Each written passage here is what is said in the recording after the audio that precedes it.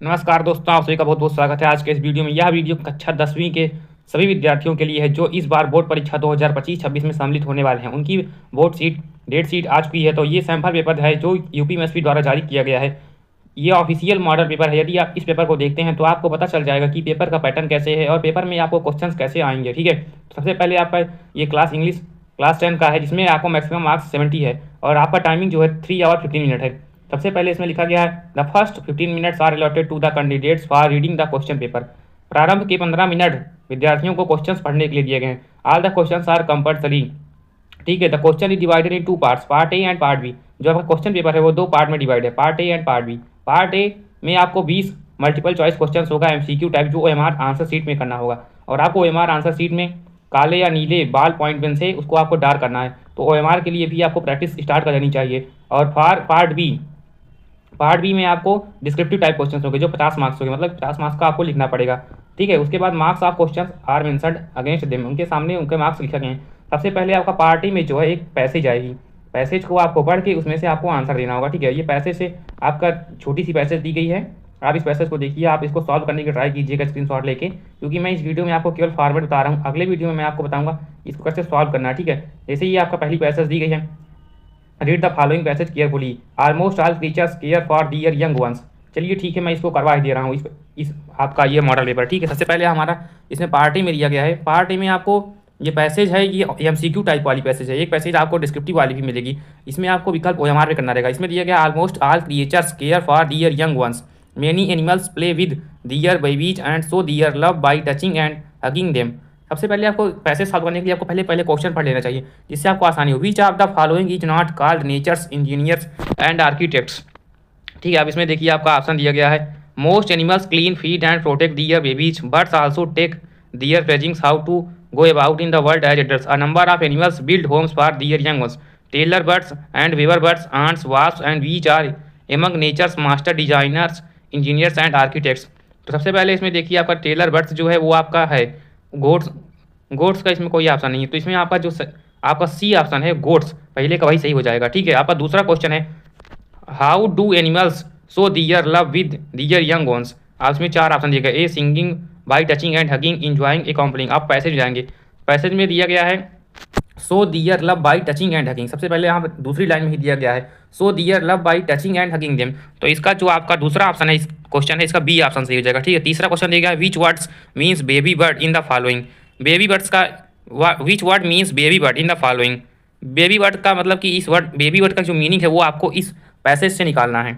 Birds also take their fledglings, how to go about in the world as adults.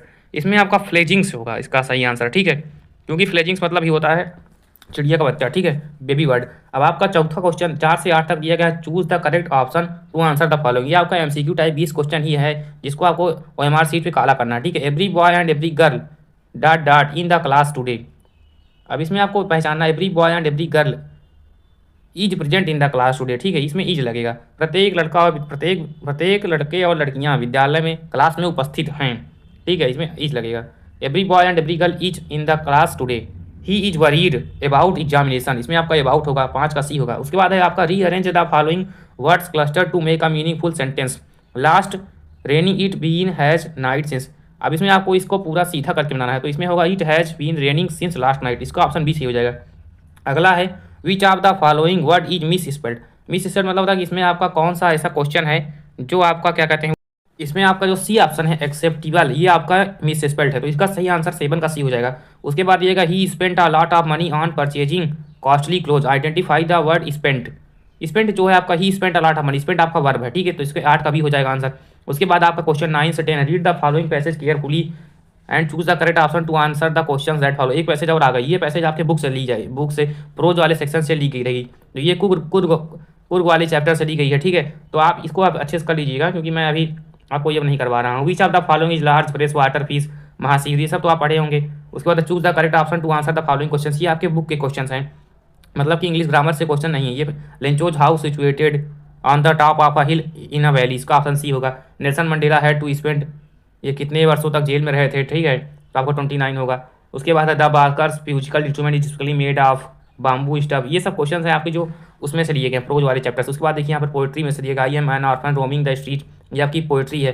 Poetry में से 3 line ली गई है, उसमें से आपका 3 क्वेश्चन करना रहेगा। Who does I refer to in the above extract, Amanda वाले पोएम से ली गई तो अमांडा कर दीजिएगा। Which word is opposite of restriction in the extract, restrictions का अपोजिट आपका फ्रीडम हो जाएगा, ठीक है। उसके बाद choose the correct option to answer the following question, which ये आपका सप्लीमेंट्री वाले चैप्टर्स लिया गया। Which of the following is are true with reference to the story a Triumph of surgery, Mrs पंफरे was a poor lady, tricky suffered because of over eating, tricky was a very active dog. इसमें कौन सा गलत है? Are true with reference, मतलब which of the following is are true with reference, इसमें आपका ये tricky was a very active dog ये रॉन्ग है। तीसरा वाला इसमें आपका फॉल्स है।